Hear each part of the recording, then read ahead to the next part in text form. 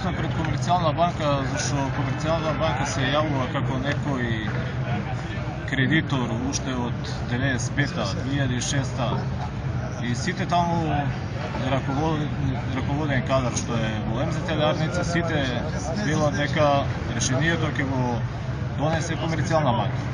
Сите очекуваат Комерцијална банка ќе го решила, они немале ништо со тоа.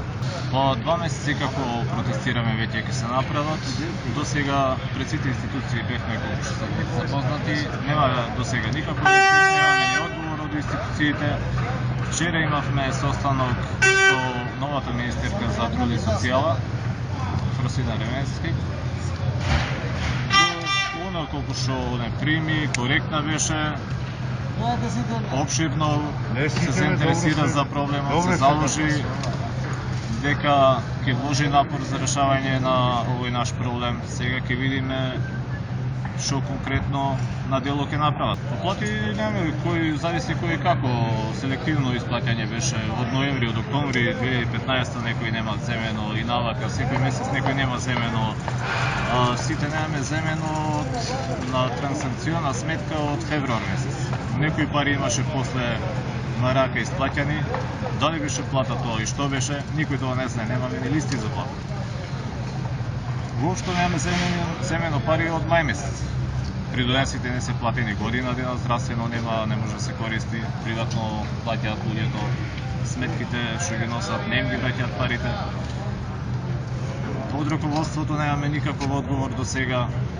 Известуваат како планираат да почнат со работа, за исплаќање на платите до сега ништо не кажуваат. Ни кога, ни план, ни ништо. Кои се вашите барања? Барањето се најосновни исплата на заостанатите сите плати и придонеси. Има доста и други барања, како бонус плата за прековременна работа, услови за работа, али првично е исплаќање на придонесите и заостанатите плати. А зошто е во ваква состојба фирмата?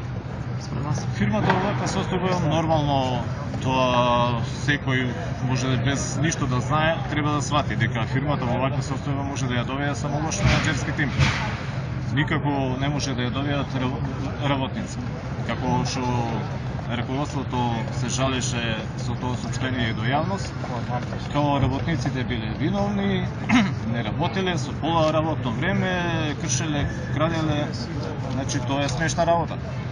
Секоја фирма која што работи во загуба или пропаѓа, тоа само може да биде од лош менаџерски тим, никако од работници.